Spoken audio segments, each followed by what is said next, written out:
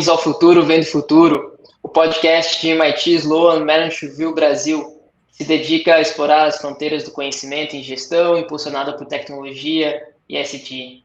Eu sou Douglas Souza, CEO de MIT Sloan Management Review Brasil, muito prazer. E ao meu lado está a Adriana Salles Gomes, nossa diretora editorial, que hoje faz aniversário. Meus parabéns e boa tarde, Dri. Não é o dia que vai veicular, viu? É o dia que está gravando, mas eu agradeço os parabéns. Tá valendo, a semana inteira é minha, né? Então tá bom.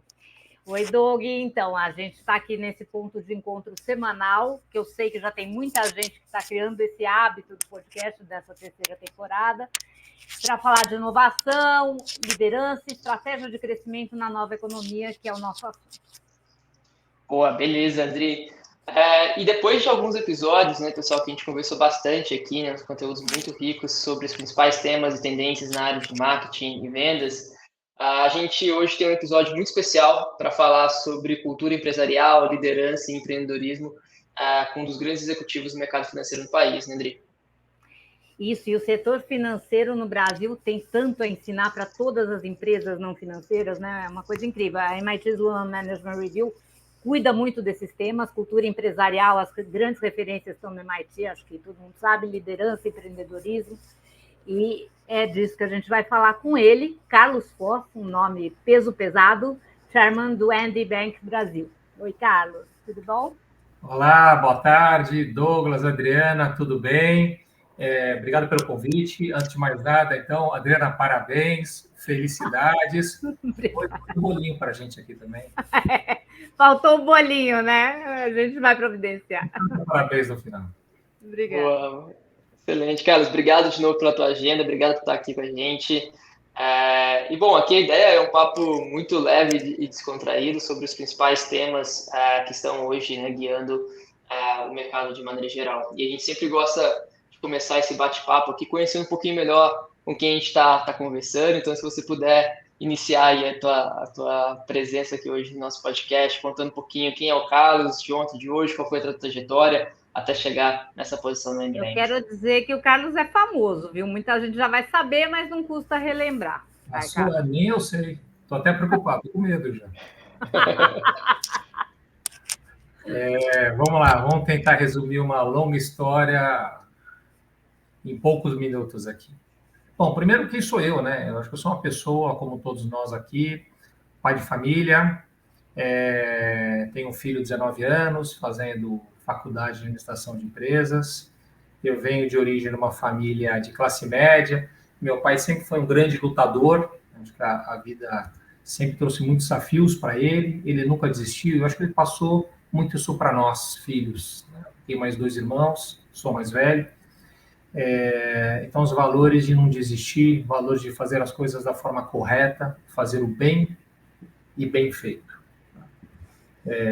Eu acho que acabei sendo construído muito dessa forma, e vou te dizer que no Brasil você sabe muito bem fazer o bem e bem feito é desafiador, todos os dias, né? Nós somos desafiados todos os dias.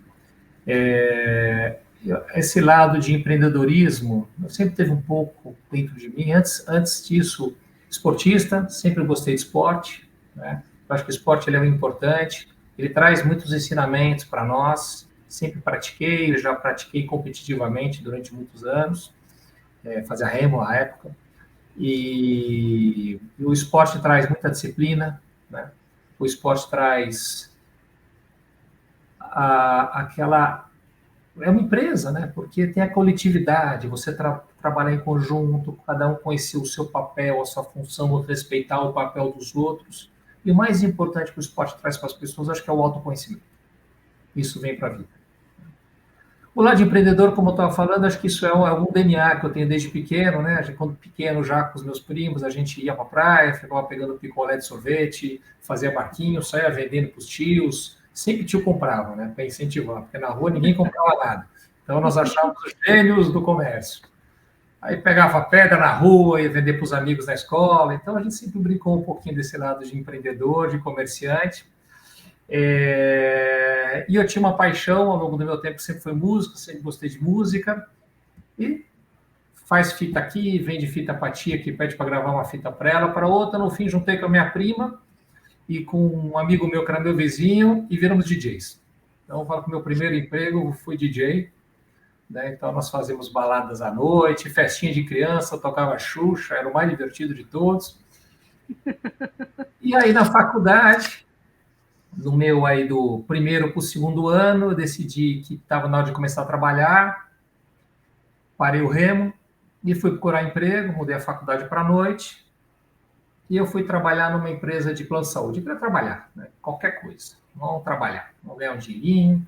Eu achei que eu ia me dar muito bem, porque eu tinha minha mesadinha, ia somar com o meu salário, ia ser legal. Bom, a primeira coisa que meu pai fez quando eu fosse ele falou: agora que eu tenho dinheiro, eu posso cortar a tua mesada. Eu faria a mesma coisa. É bom. Isso, meu filho vai acontecer a mesma coisa. E fui trabalhar em assistência médica, foi minha primeira carteira assinada, lidar com pessoas. Fiquei lá 1 ano, mais ou menos, até que uma pessoa da faculdade, que eu trabalhava na Danone, me convidou para trabalhar com ele, e fui para a Danone, trabalhar na área de recursos humanos, né? Podendo, ao longo do tempo, ir para outras áreas. Depois de 2 anos, quase 2 anos na Danone, eu queria área financeira. Tentei, inclusive, um espaço na companhia, mas não tinha espaço na área financeira, e comecei a procurar, até que então, um dia na faculdade, eu vi um cartaz no mural do Banco Pactual. Eu tinha acabado de ler uma reportagem na Veja não, desculpa, na Exame, sobre o Banco Pactual. Para mim, aquela, puxa, a vida é qualquer hora da minha vida. Eu mandei um currículo, né? Bestalhado lá, mandei o meu currículo e vamos ver o que vai dar. E aí fui num sábado fazer entrevista, tinha umas 60 pessoas na sala, falei, meu Deus, né?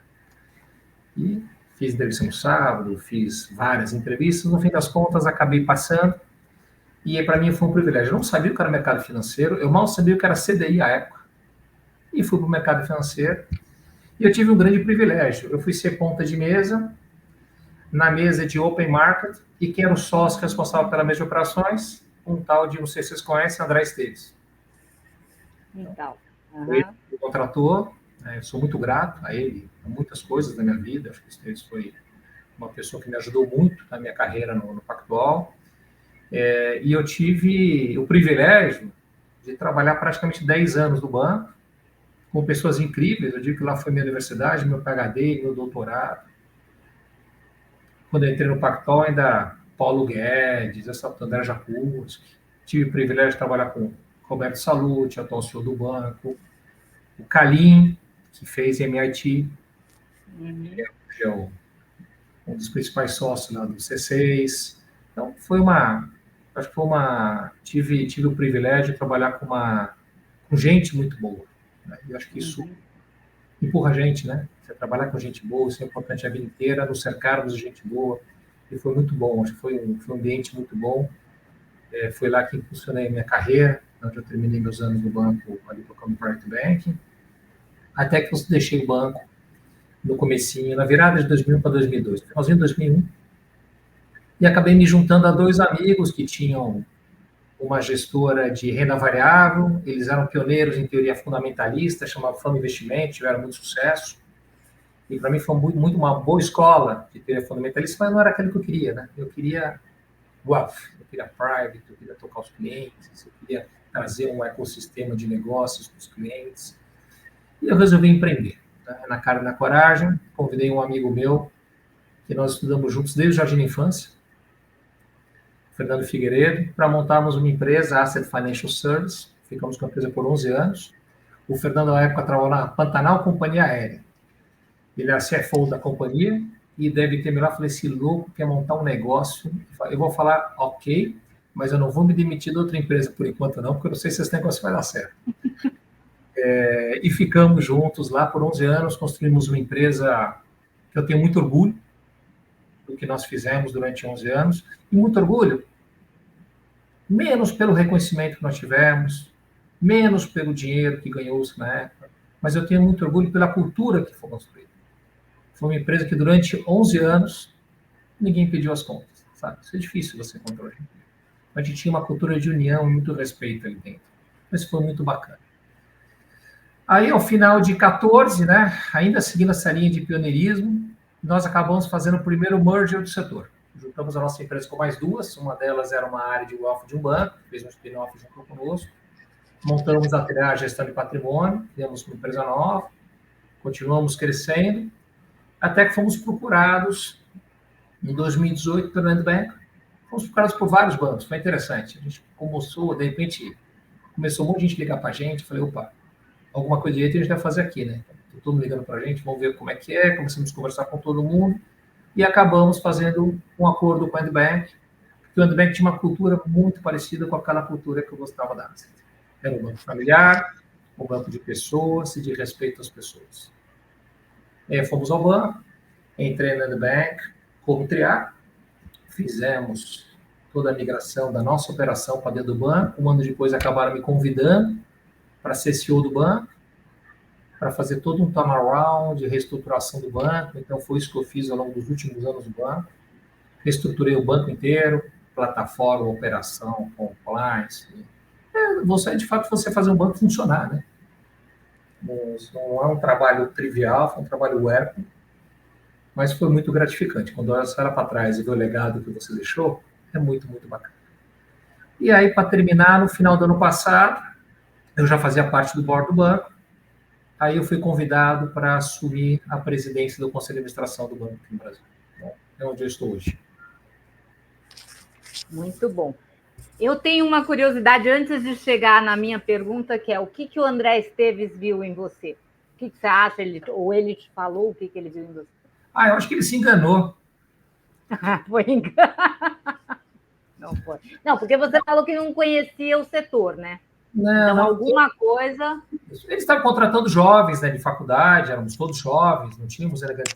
Mas eu era impetuoso. Né? Eu queria fazer, né?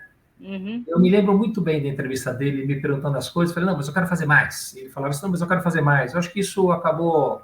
Ele queria pessoas que tinham vontade de fazer, tinham fome de fazer acontecer, né?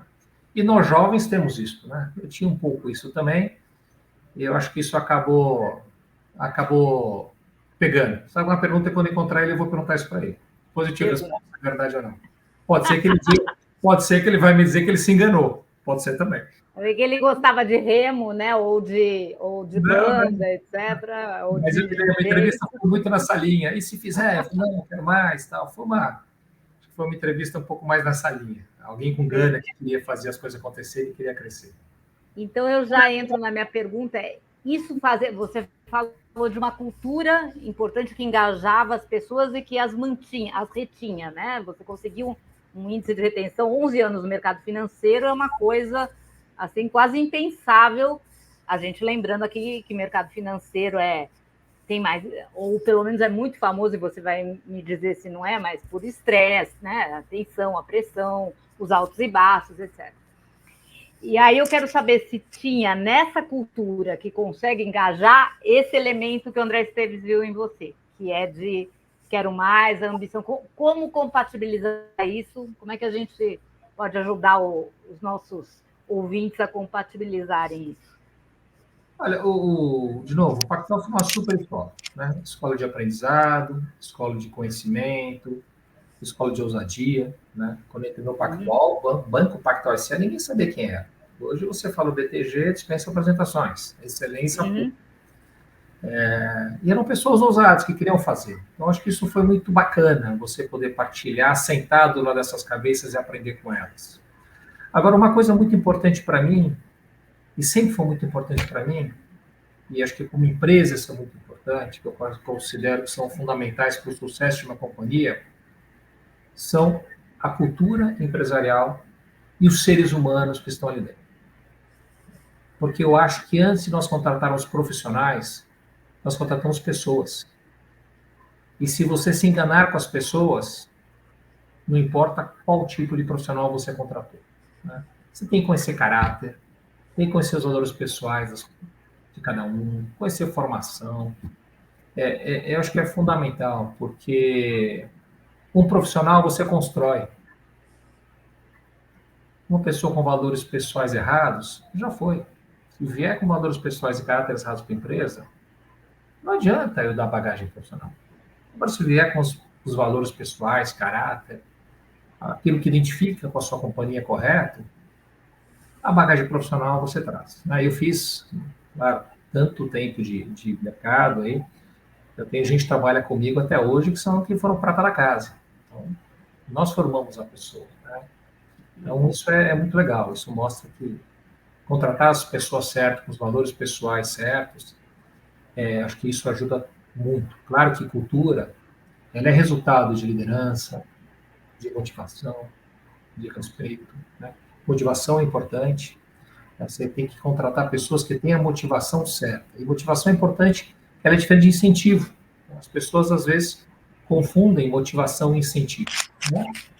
Motivação é aquilo que você faz todo dia porque você gosta, que você está no ambiente que você gosta, independentemente do incentivo. Então, você tem que estar motivado. E encontrar pessoas motivadas fazem parte de construir uma cultura importante. Ter accountability, fundamental. Né? E accountability, as pessoas falam, é do CEO, é do diretor. Não, accountability vai do office boy ao presidente da companhia. Ter accountability é importante. As pessoas têm que todo dia trabalhar como dono. Tem que se sentir dono. E, claro, a liderança precisa abrir espaço para elas também. Se a liderança não abrir espaço para elas, dificilmente elas vão ter essa liberdade, ou vão se sentir à vontade em poder falar o que pensam. Eu me lembro bem do fato que aconteceu comigo, engraçado, logo que eu assumi o banco, eu fiz aquele discurso lá para todo mundo, e uma coisa que eu falei, olha, minhas portas estão sempre abertas. Venham falar comigo sempre que vocês quiserem.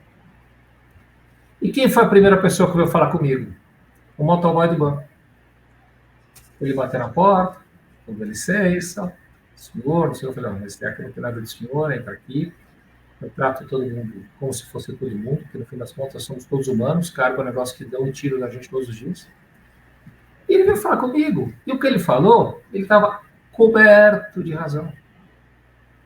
Ele está observando as coisas de um ponto de vista, e por isso que o nome é ponto de vista, né? Ele está num local diferente, observando as coisas, diferente da gente. Ele tinha total razão no que ele veio falar e no que tinha que se melhorar na companhia. E rapidamente implementamos o que ele pediu. Então, você ouvir todo mundo, você ter uma cabeça aberta e ouvidos para todas as pessoas saberem disso, é muito importante. Então, você passa essa cultura de accountability para todo mundo. Eu acho que todo mundo tem que se sentir responsável por aquilo, não achar que é o problema do outro, senão vira o que a gente chama de desculpability, né? Uhum. Na verdade, você tem que ter accountability. Eu acho que isso é muito importante. Então, cultura tem que ter um pouco disso, tem que ter respeito, tem que pensar na coletividade, que a empresa não é o CEO, não são os diretores, são todos. É construir, de fato, uma cultura baseada em respeito. Acho que isso é fundamental para você ter uma empresa que dê certo e que ela siga assim. Todos são ouvidos, todos são respeitados e todos se ajudam mutuamente. E isso cria resiliência, então, para os altos e baixos. Putz, dá-lhe resiliência. Dá-lhe resiliência. Muito bom. E vou pegar um gancho exatamente nesse conceito de resiliência que a Adri trouxe nessa última fala, Carlos, para emendar minha pergunta.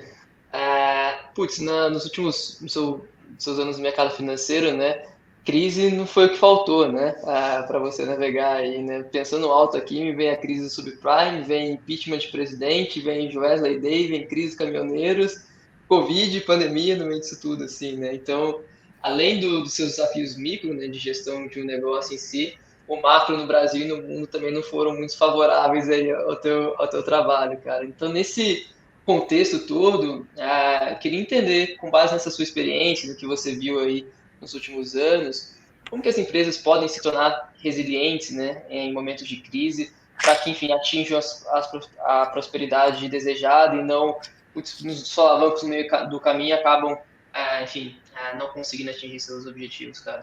Tá, vamos lá. Bom, você falou em crise, esse eu vou tomar 5. Outro dia eu estava conversando com uma pessoa, eu contei 16, nos meus 30 e poucos anos de mercado. Ou seja, crise a cada cerca de 2 anos. Então, a única certeza que a gente tem depois de uma crise é que daqui a pouco vai chegar outra. E é importante a gente ter disciplina. É importante ter serenidade. Porque sempre numa crise as pessoas acham que o mundo vai acabar, né? Não acabou em nenhuma das 16 que eu participei. E nós estamos aqui, mais sábios, mais resilientes, né? Casca fica mais dura. E se você tem cabeça aberta, você aprende com ela. você aprende com a crise. A crise sempre traz oportunidades. A gente cresce com a crise. As coisas acontecem pós-crise. Olha o que a pandemia fez. Isso aqui que nós estamos fazendo foi uma impulsão tremenda da pandemia. Aí, foi uma impulsão tremenda. Isso ia chegar em algum momento. Mas as crises são aceleradoras, né? E se você consegue entender esses momentos, as crises, a gente aproveita muito bem isso. Mas, vindo à sua questão de resiliência, né? Eu, de novo, volto à questão da cultura, né? Eu acabo falando muito de cultura, porque eu acho que a cultura é fundamental. A cultura parece uma coisa tão óbvia, tão simples, mas construir uma cultura adequada, ela não é trivial. Né? Você não basta ter as pessoas boas, as pessoas certas. Né? Você também tem que se comunicar bem com as pessoas. Você tem que ser transparente na sua estratégia. As pessoas têm que saber para onde estão indo. Senão, quando vem uma crise, entra todo mundo em pânico. Começa a correr igual barata tonta. O navio está indo para lá, gente. Ó, fechou o tempo, vou fazer um desvio aqui, tá? Mas a nossa rota continua sendo para lá. Isso traz confiança. Né? Numa crise, o maior desafio de um líder é manter a motivação alta das pessoas. Esse é o maior desafio de um líder. E você só consegue manter a motivação se as pessoas acreditam em você. Você tem que dar os exemplos. E para você ganhar essa confiança, você precisa dar os exemplos. Você precisa estar ao lado das pessoas. Você precisa ser transparente nas notícias boas e nas notícias ruins. Respeitar as pessoas. É muito importante. E quando você faz isso, você cria o que eu chamo de uma legião de believers. As pessoas passam a acreditar na causa. E quando as pessoas acreditam na causa, as pessoas lutam pela causa. As pessoas comemoram junto as vitórias. E as pessoas se abraçam junto nas derrotas para aprender e saírem mais forte desses momentos. Então, a resiliência é muito importante. Você precisa criar uma cultura de união, de respeito. Os líderes têm a obrigação de ter a mente aberta. E uma coisa que eu acho que é muito importante, é que eu chamo também do sentimento de incomodado, né? A gente, para ser resiliente, porque o mundo se transforma muito rápido. Nós precisamos ser incomodados. Né? Eu preciso o tempo inteiro estar me mexendo, o mundo está mudando muito rápido. As coisas estão acontecendo muito rápido. Os teus concorrentes estão trabalhando para melhorar. Se você se acomodar, você vai morrer. Então a gente tem que ter essa obrigação de se transformar o tempo inteiro. Né? E mais do que isso, acho que a gente tem que ter a obrigação de destruir para construir. Porque a única certeza que nós temos é que o nosso modelo de negócio atual, em algum momento, vai ser destruído. E se você tem essa certeza, que você o faça primeiro, antes que algum concorrente faça isso por você. Então, destrua e reconstrua. Destrua e reconstrua. Acho que esse é um processo infinito que nós temos que fazer o tempo inteiro, refletindo sobre o que está acontecendo em volta, sendo atento ao que o pessoal chama dos weak signals, né? Os sinaizinhos de alertas que vão, um dia aquilo vira uma realidade. Então, ser mente aberta, ser incomodado, estar preocupado com o seu modelo de negócio, que ele vai mudar. E não só você.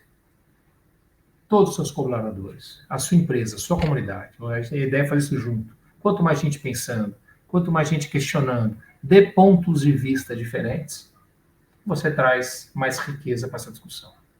E eu acho que isso, muito bem feito, vai tornando uma empresa com uma cultura mais forte e mais resiliente a mudanças. Perfeito. Você sabe que, bom, você compartilhou nos bastidores com a gente a questão de que está estudando tecnologia, né? E a gente já deu mais de uma pesquisa aqui, em pesquisas globais, pesquisas locais, como os executivos ainda deixam a desejar no letramento tecnológico, né?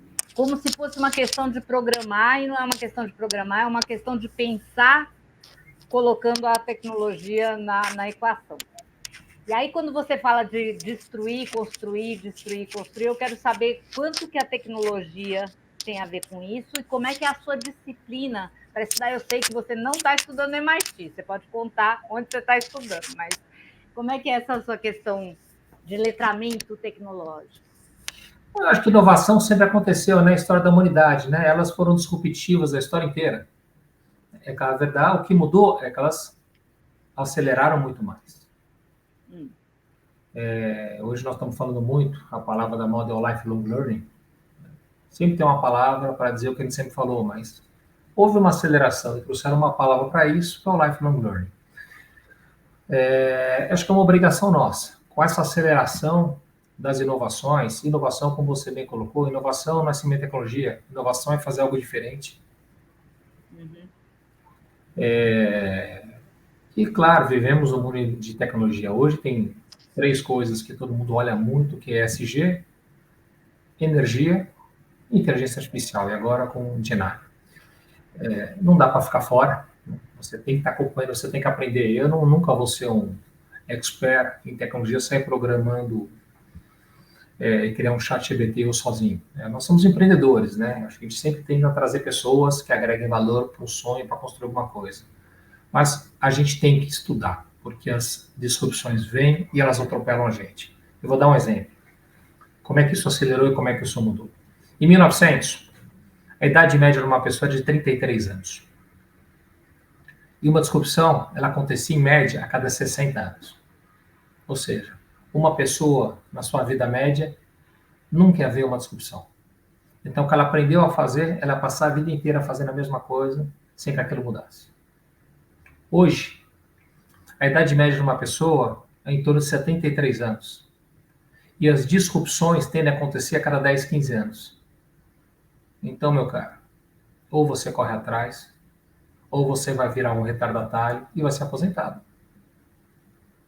Então, a gente tem essa obrigação de tentar aprender o tempo inteiro. Eu gosto, eu leio muito, eu tento estudar muito, eu escuto muitas pessoas, gosto de ouvir áreas que não tem absolutamente nada a ver com a minha área, porque no fim das contas, no ecossistema, as coisas se encontram de alguma forma em algum lugar, aquilo impulsiona alguma coisa. É um pouco dessa postura de ser incomodado, né, que eu te comentei. Então, acho que estudar é importante. Eu tenho feito alguns cursos de tecnologia aqui e ali, fiz um programa avançado de Master no ano passado, e no mês que vem eu estou indo para a Singularity University. Vou fazer o Executive Program deles ali, entender um pouquinho o que acontece no Vale do Silício hoje, encontrar gente, né? Sair com a cabeça freita. O objetivo é freitar a cabeça, né? Sair com a cabeça com muitas ideias, com você pensando, falar, meu Deus, né?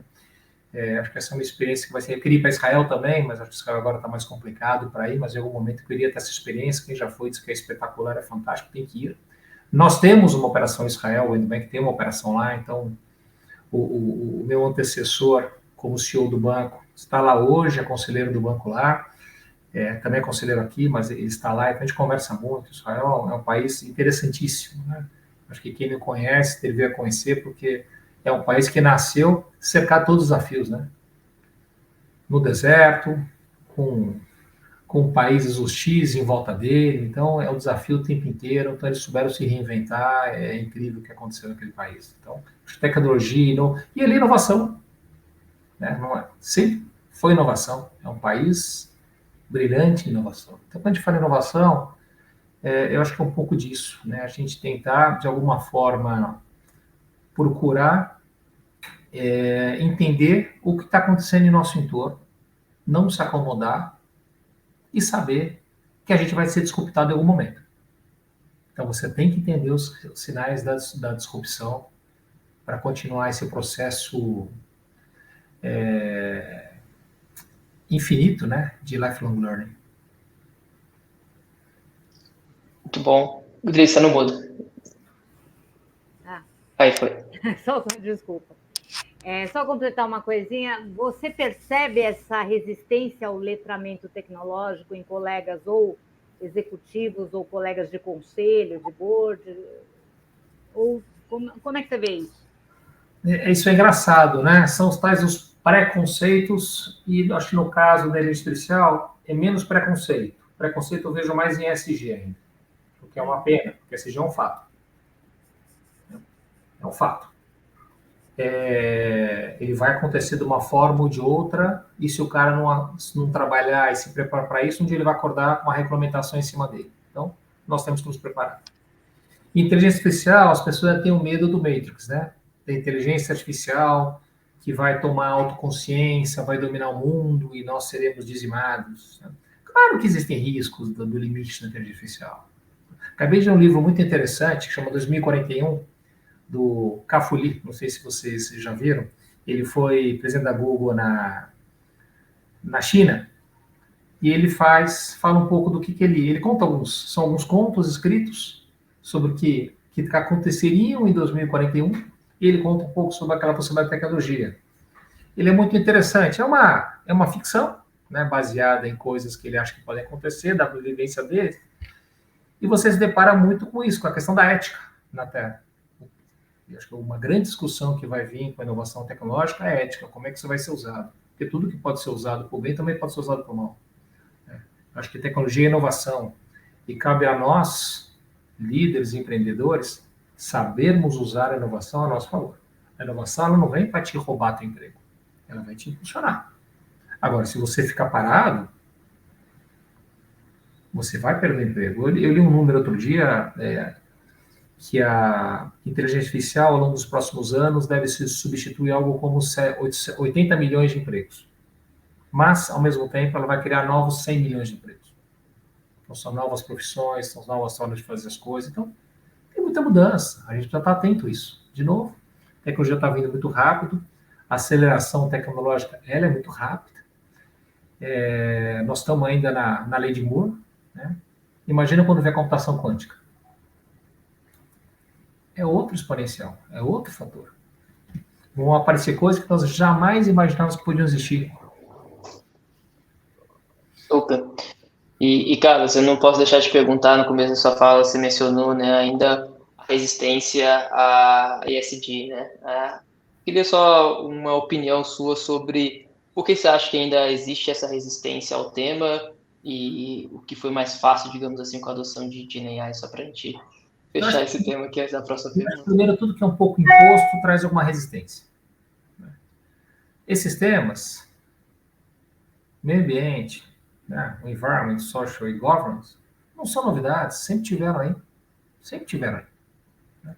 Só que começaram a ser impostos, acho que traz um pouco de resistência. Nós temos, claro, uma questão ambiental preocupante, a longo prazo, que ela conflita com os resultados das cobranças de curto prazo das companhias. Esse é um grande problema de toda a companhia. E acho que esse é um problema que todo líder tem que lidar. E todo dono de empresa tem que cuidar disso com o seu CEO, com seus diretores e com todos. Porque eles têm metas de curto prazo para ganhar o bônus dele, mas a empresa ela tem uma estratégia de longo prazo. E quando nós falamos de meio ambiente, nós estamos falando de longo prazo. São muitas coisas que têm que ser feitas a longo prazo para mudar o meio ambiente. Só que um ciclo presidencial é de 4, 5 anos. Se reelege, vira 8. O deputado está preocupado com outra coisa, com a próxima eleição. Então, você tem um problema, isso é um problema global, não é um problema do Brasil. Você tem uma dicotomia entre o prazo para aquilo acontecer, o que precisa ser feito para aquilo acontecer, quais são os sacrifícios que precisam ser feitos, vis-à-vis as prioridades de cada um. Então, acho que você já tem esse primeiro problema na questão ambiental. Eu acho que governança é algo que a gente tem evoluído bastante. Muita coisa vem regulatória. Eu estou no IBGC, terminando meu curso de Conselho de Administração ali. Acho que me agrega mais valor, conheço mais gente. A gente olha muito esse lado de responsabilidade, de governança nas empresas, o que tem que ser feito, como é que as empresas estão agindo. Acho que isso está mudando. Está tendo uma consciência já há algum tempo global. Né? Nós vimos daquelas décadas de empresa familiar, que sentava o dono, que era o pai, fundador, não saía da cadeira, do jeito dele. Isso tem mudado bastante, essa consciência de conselhos das companhias, sejam consultivos, seja administração, trazendo muito esse caráter de governança, maior preocupação com governança, isso eu vejo uma mudança grande. E a questão de social é uma mudança importante, né? A gente está, primeiro, você tem lidar com diversidade. Lidar com a diversidade, para muita gente, não é óbvio. Não é óbvio. As pessoas não estão acostumadas, há gerações atrás, a lidar com diversidade. E a diversidade é uma realidade. E eu não digo só em preto, branco, amarelo. Eu falo diversidade em todos os sentidos, né? De opção sexual, o que for que seja. E tem outra. As empresas hoje, pela primeira vez, possuem dentro dela 3 gerações distintas trabalhando dentro da companhia. que pensam completamente diferentes, dada essa aceleração do mundo. E tem mais geração alfa chegando. Então, são formas de pensar diferentes. E não é trivial. Eu acho que isso é uma grande oportunidade para o líder. Se um líder souber ser atento a isso e ouvir essas massas, e souber utilizar muito bem o que essas massas trazem, você passa a ter um salto tecnológico. Você passa a aproveitar melhor uma inovação que vem a seu favor. Mas não é fácil, né? Não é fácil. A gente escuta muita história, a gente lê muito texto sobre cultura dentro da companhia, gerações com demandas diferentes, com desejos diferentes, com venda dentro da empresa. Então, a gente está numa fase de transformação. As pessoas estão se adaptando, estão conhecendo, estão vivendo mais isso. E diversidade é uma realidade, meio ambiente é uma realidade, governança é uma realidade. Gostem ou não gostem, é o que está aí e o mundo vai para esse lado. Perfeito. Adorei a maneira como você decompôs assim, essa sigla de maneira bastante palatável. Assim. Obrigado. E, cara, se mergulhando agora um pouquinho no contexto, né, do mercado financeiro, no qual você possui grande experiência, né, gostaria que você explicasse um pouquinho para a gente e para os nossos ouvintes aqui o papel de uma instituição de private bank, como o N-Bank, e também se pudesse compartilhar um pouquinho com a gente sobre o N-Bank no Brasil, como se dá essa atuação aqui e, sobretudo, o papel não só do N-Bank, mas do mercado financeiro de maneira geral na propulsão da inovação. Né? A gente falou que a gente permeou o conceito de inovação em vários dos itens da nossa conversa. Então, se puder falar um pouquinho sobre Private Bank, N-Bank no Brasil e como que esse contexto propulsiona a inovação no contexto onde está inserido. Eu vou começar ao contrário, tá? Começar a falar um pouco de mercado financeiro, que eu acho que a gente começa de forma mais genérica. Acho que o mercado financeiro sempre foi um mercado que trabalhou muito aliado com tecnologia, né? Com inovação. Basta olhar como é que o mercado financeiro no passado, quando eu entrei no mercado financeiro, eu me lembro, a inflação era 2.000%, né? A gente tinha que no final do mês zerar o caixa do banco rapidinho, porque a inflação era 50% ao mês. Se você deixasse o caixa parado, você podia quebrar o banco, porque aquele mudava, perdia valor tremendo do dia para a noite. E nós tínhamos, o mercado tinha que viver com isso, tinha que saber conviver com isso, tinha que criar instrumentos para viver com isso. O mundo globalizou, o Brasil sempre foi um país mais fechado, mas o mundo globalizou. E hoje nós temos transações online, nós temos Pix, está chegando o Drexel do Banco Central, Open Finance, né? Não tem mais operador de pregão, é tudo digital, as transações elas acontecem em microsegundos, existem os fundos quantitativos. O mercado financeiro, acho que por ser muito competitivo, ele te obriga a você inovar. Se você não tem competição, você se acomoda. Nada é melhor do que a concorrência. Eu acho que o capitalismo, apesar dos seus mil defeitos, continua sendo, como nós falamos, né? Como é que era a frase do capitalismo? Que ainda é o melhor de todos os piores, alguma coisa assim? Isso. Exato, o pior melhor modelo. É isso, né? Mas ele traz isso, traz competição. E a competição, ela obriga você a inovar todo dia, senão você vai ser engolido pelo seu concorrente.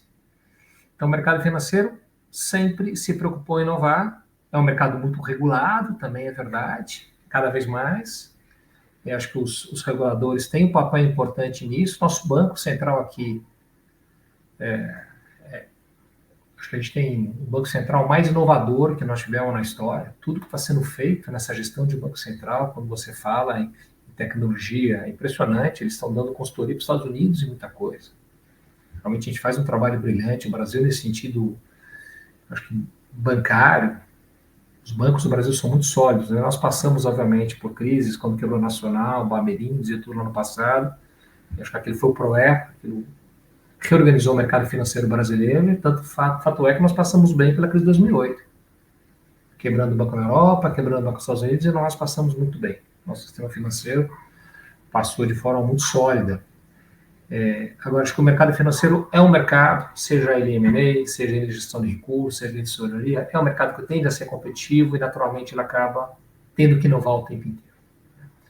Quando você traz isso para o mundo de Private Bank, o que é o Private Bank? O que eu faço nada mais é do que ajudar as pessoas a cuidar do seu patrimônio. Eu não estou aqui para fazer ninguém virar rico. Né? Eu falo muitas vezes ao meu cliente que ele era dono do banco e fala, você já é rico. Agora, meu trabalho aqui é não deixar você perder o seu dinheiro. Eu acho que esse é o maior trabalho do Private Bank.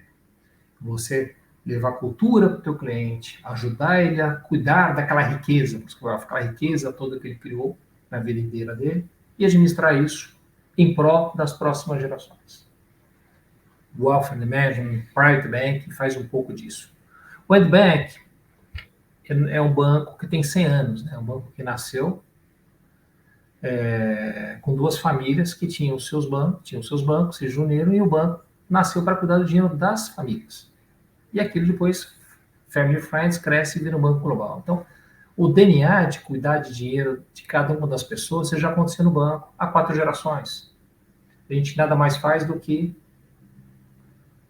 seguir esse legado, né, de cuidar do dinheiro das gerações que estão aqui, ajudar as pessoas a cuidarem do seu dinheiro. Né. Eu acho que esse cuidado, como que eu estou comentando, acho que ele é muito importante. Primeiro, aqui tem uma jornada. Né, acho que muitas vezes a jornada era mais importante que o destino. Essa jornada de como cuidar, como fazer, isso é muito importante. A segunda tem uma frase que eu gosto muito do Simon Sinek, que ele fala o seguinte: faça o bem ganhando dinheiro, necessariamente nesta ordem. Faça o bem ganhando dinheiro. A ordem é importante. Então, e eu acho que o que nós fazemos aqui não é ganhar dinheiro. Ganhar dinheiro é consequência. É fazer muito bem feito e fazer o bem. Private Bank não é trading, ninguém fica rico da noite para o dia. É um business de longa jornada. Eu tenho orgulho de cuidar hoje, eu tenho clientes que já estão na 3ª geração, é muito legal. Pais que me pediram para ensinar os filhos, sabe? A gente vai, e é muito bacana. Quando você olha para trás, você fala, puxa vida, que legado bacana, que história bacana que a gente construiu. Nós ajudamos, de alguma forma, famílias. Agora, não é só família rica, não. Eu acho que a gente, aí tem outra coisa que é uma obrigação nossa. Nós temos uma jornada de vida de muito aprendizado, muito conhecimento. E acho que cabe a nós, principalmente num país como o Brasil, com muita desigualdade, passar isso adiante. Ajudar classes menos favorecidas. Né? O que eu sei fazer bem? Né? Poxa, se eu sei fazer bem isso, por que eu não posso ajudar? Eu já dei aula em ONG de mercado financeiro, criancinhas de escola, como é que começa a pensar em educação financeira. Acho que isso é muito importante. Né? Essa educação financeira tem que vir lá de baixo. Principalmente um país, o Brasil, é crônico hoje nossa questão de educação. Né? Educação é um negócio complexo e muitas vezes a gente acha que não tem vontade política, tem muita desculpa política. E também tem aí o problema da sincronia entre o resultado da educação e o ciclo político. Né? E a gente nunca vai o Brasil nunca vai se transformar completamente se a gente não investir da forma correta na educação. O Brasil é um país complexo. Né? A gente é um país aqui que eu falo que ele é pendular. Né? Nós estamos sempre oscilando entre a Alemanha e a Venezuela, a gente nunca chegou nenhum dos dois lados. A gente é o eterno país emergente, né? Eu falo que nós somos o mais antigo país do futuro. Esse futuro, a gente nasceu com essa história, e esse futuro nunca chega. Agora, nós temos esse legado de alguma coisa fazer o bem. O banco lá fora tem muito essa sensação, esse sentimento de obrigação com a comunidade. Por exemplo, a gente ajuda muito o Hospital São Juan de Deus, em Barcelona, que é um hospital referência em câncer infantil, na Espanha. Então, eu acho que é um pouco disso, sabe? Trazer um pouco de retribuição para a sociedade. Acho que todos nós, independente da nossa profissão, devíamos fazer isso. Acho que eu sou muito grato a tudo que eu tive, a educação que eu recebi, a carreira que eu construí. Eu sempre procurei, como eu falei, fazer o bem. O resto veio o resultado está aí. Então, se eu puder, de alguma forma, contribuir para a sociedade, o banco faz isso, as pessoas que trabalham comigo fazem isso, eu acho que é muito bonito. Quando a gente olha para trás, a gente deixa uma história para a nossa família, para os nossos filhos, sabe? Seus filhos olharem para você e se orgulharem do que você fez. Você entrar num restaurante, as pessoas falam, puxa, aquele cara ali me ajudou, aquele cara ajudou a pessoa tal. Isso é muito legal. Isso tem muito valor. Você sabe que você está falando isso, tem o fundador daquela School of Life, fala muito em como ser um bom ancestral. É isso que você está fazendo, você está falando de sermos todos bons ancestrais. Estamos chegando na reta final, mas eu queria fazer 2 adendos rapidinho. Um é que eu estou vendo aqui no mapa global do Andy Bank, na América do Sul é Brasil, né? Quer dizer, tem uma coisa bacana de se orgulhar que esse banco está aqui no Brasil, está fazendo parte do nosso ecossistema financeiro, é muito bacana. E a outra... Oi. Não, desculpa, achei que você tinha... Não. Fala, não é só Brasil? Eu olhei no mapa aqui, só vi o Brasil. Não, nós estamos em 11 países. Né? Na América do Sul? Não, nós estamos Andorra, Suíça, Luxemburgo, Mônaco, Espanha, Israel, Estados Unidos, Panamá, México, Brasil e Uruguai. Uruguai. Aqui não está aparecendo para mim o Uruguai, mas enfim. Então tá bom. Brasil e Uruguai, a gente divide vocês por Uruguai, não tem problema. A segunda coisa que eu ia comentar, você falou em alguns momentos na entrevista de fazer bem feito. E aí eu tenho que fazer essa provocação, porque é uma provocação que tem tudo a ver com a nova economia, que é a economia da velocidade e, às vezes, do bem feito. Vamos para o experimento, vamos fazendo. E, né, feito é melhor que perfeito, e o bem feito fica fora dessa frase. Como é que você lida com isso antes da gente passar para a reta final aqui? Eu acho que é uma boa pergunta, porque no fim tudo precisa ter equilíbrio, né, Adriana? Como a vida pessoal e a vida profissional, e essa história do errar e não errar. Primeira coisa, acho que ninguém tem que ter medo de errar. Você não inova se você não tiver medo de errar. Então, eu acho que todos nós devemos, e mais do que isso, incentivar as pessoas a errarem, claro, da forma correta, mas porque é melhor você aprender com erros e com pequenos erros rápidos do que ter um erro custoso ali na frente que a tua empresa pode não suportar. Então, eu acho que errar é importante. As pessoas precisam... a pressa é inimiga da perfeição e a perfeição também é inimiga da boa execução. Então, a gente precisa, sim, uma economia de escala, uma economia de alta velocidade, sim, precisa experimentar muito, por isso que eu falo, escuto tudo, não focar numa coisa só, vamos experimentar muito, vamos errar muito, vamos aprender muito e vamos começar a acertar. Mas é uma cultura de experimentação e os erros fazem parte. Quem tiver medo de errar, não vai sair do lugar. Excelente. Melhor fazer um concurso público. Perfeito. Então, o setor financeiro também tem isso, né?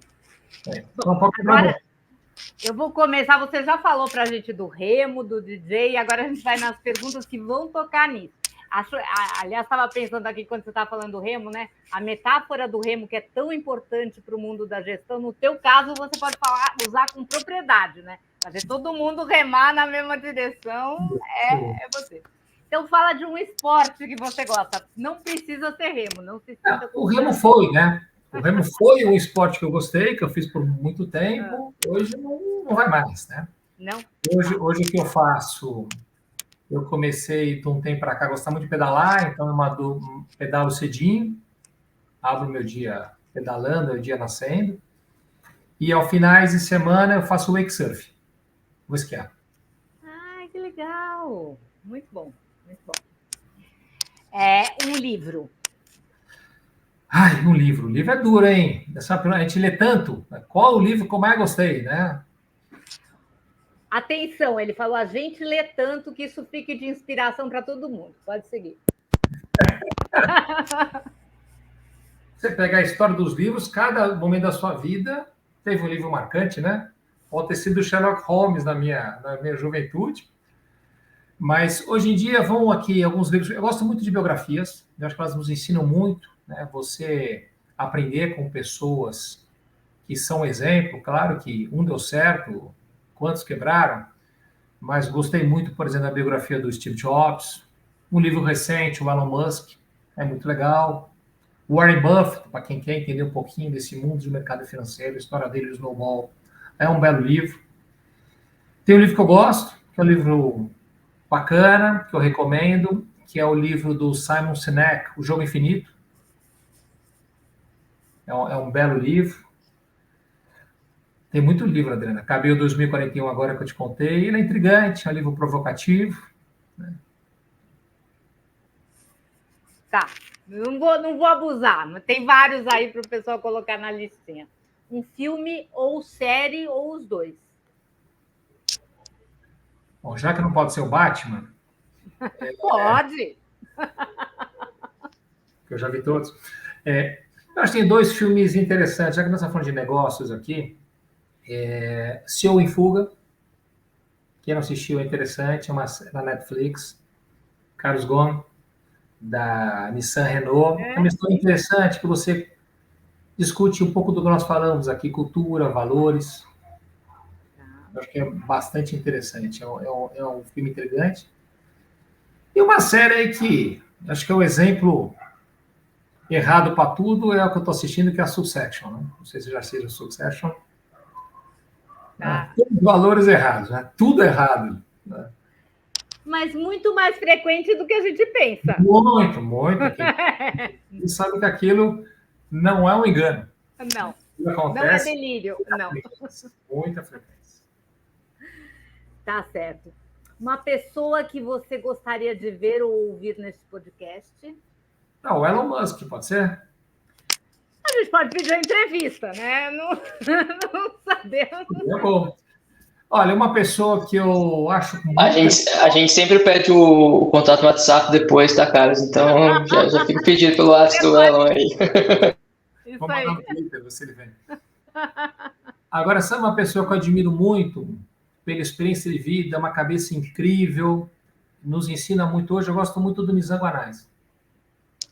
Acho que o Nizam é uma pessoa incrível, né? Ele foi uma pessoa de sucesso, ele é uma pessoa que olhou para trás, viu que a vida dele estava errada, ele mudou a forma de viver, ele estuda até hoje, ele vive intensamente, esse lifelong learning que nós falamos aqui. Eu acho que o Nizam é uma pessoa, acho que traz muito aprendizado para todos nós. Muito bacana. E, por fim, nós temos a pergunta da Beatriz. Doug, quer explicar o que é a pergunta da Beatriz? Boa. No primeiro episódio desse ano, cara, a gente fez a entrevista com a Beatriz, na CMO da Go Smiles, e ela falou pra gente, putz, tem uma coisa que eu adoro fazer, que no caso dela é tocar trompete, que eu não preciso ser a melhor do mundo, não preciso bater meta, não preciso me cobrar, nem nada, só faço por diversão, assim. E a gente instituiu a pergunta nessa temporada, a pergunta da Beatriz, em homenagem a ela, sobre o que você gosta de fazer, que não necessariamente é para, enfim, ser a melhor do mundo, coloca uma pressão em cima de ti, assim, mais por diversão mesmo.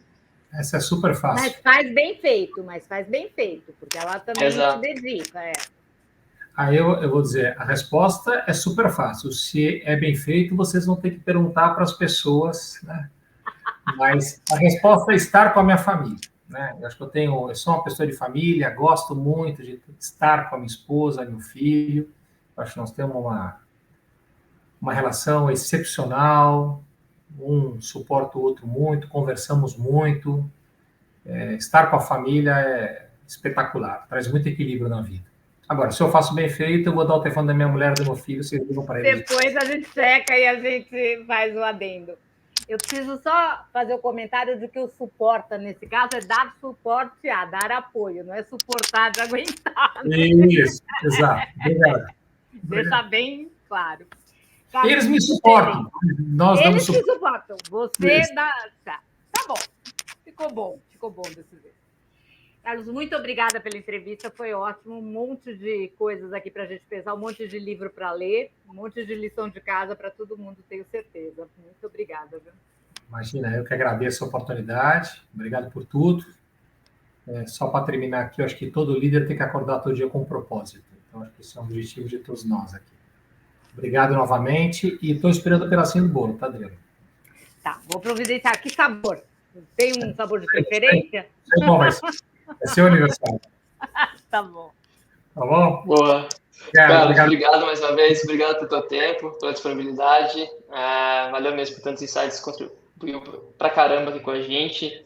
E lembre-se todos, vocês podem acompanhar esse episódio com o Carlos e os outros episódios dessa nova temporada de Futuro Vem do Futuro no canal de MIT Sloan Management Review Brasil, no YouTube e no Spotify e no nosso portal na editoria de podcasts. Anota aí, MIT Sloan, www.itaú.com.br/podcasts. A gente se vê na próxima quinta. Um abraço, pessoal. Até logo. Obrigado, Carlos.